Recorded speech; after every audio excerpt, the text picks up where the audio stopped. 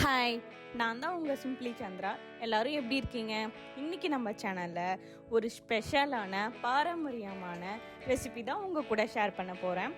பழைய சாதம், தயிர் சாதம், இல்லைன்னா கம்மங்கூழுக்கு தொட்டுக்க நாக்கில் எச்சி ஊற வைக்கிற மாதிரி ஒரு காரசாரமான மோர் மிளகாய் ரெசிபி தான் இந்த வீடியோவில் பார்க்க போகிறோம்.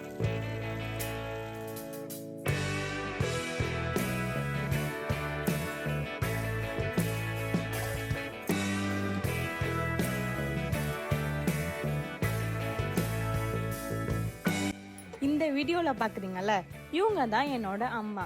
மோர் மிளகாய் போடுறதுல எங்கள் அம்மா தான் ஸ்பெஷல். எங்கள் ஃபேமிலியில் இருக்க எல்லாருக்குமே எங்கள் அம்மா தான் மோர் மிளகாய் போட்டு தருவாங்க. வாங்க ரெசிபிக்குள்ளே போகலாம். நான் 2 கிலோ பச்சை மிளகாய் எடுத்திருக்கேன். எல்லாத்தையும் நல்லா சுத்தமாக வாஷ் பண்ணி எடுத்தாச்சு.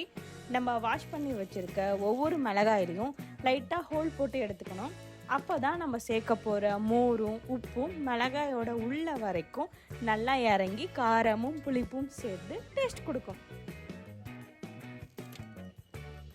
எல்லா மிளகாயிலையும் ஹோல் போட்டு ரெடியாக எடுத்து வச்சதுக்கப்புறம் ஒரு பாத்திரத்தில் 1.5 லிட்டர் தயிர் சேர்த்து உப்பு போட்டு நல்லா கலந்து விட்டுருங்க.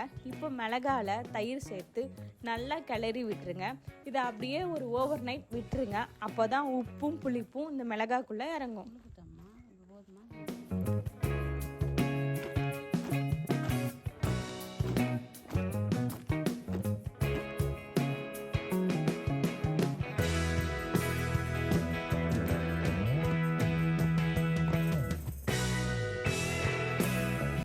மறுநாள் காலையில் பார்த்தீங்கன்னா மிளகாய் நல்லா ஊறி கலர் லைட்டாக மாறி இருக்கும்.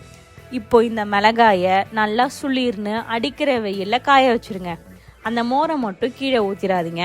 அப்படியே சாயங்காலம் ஆனதும் வெயிலில் காஞ்ச அந்த மிளகாய் எடுத்து நம்ம வச்சுருந்தோம் இல்லையா, அந்த மோரில் திரும்பவும் போட்டு நல்லா குலுக்கி விட்டுருங்க. அடுத்த நாள் காலையில் திரும்பவும் வெயிலில் காய வைக்கணும். ஒரு 5 நாள் டெய்லியும் காய வைக்கணும்.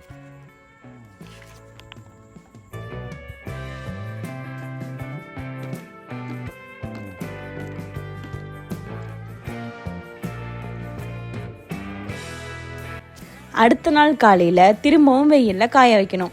வெயில் நல்லா அடிச்சதுன்னா ஒரு 3 டேஸில் நல்லா காஞ்சிரும். அப்படி இல்லைன்னா ஒரு 4-5 டேஸ் ஆகும் நல்லா காயறதுக்கு.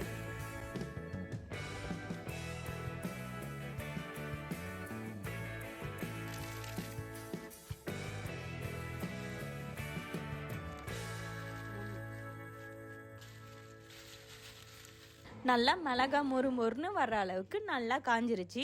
அவ்வளோதாங்க, காரசாரமான நம்ம மோர் மிளகாய் ரெடி ஆயிடுச்சு. 1 வருஷம் ஆனாலும் கெட்டு போகாதுங்க.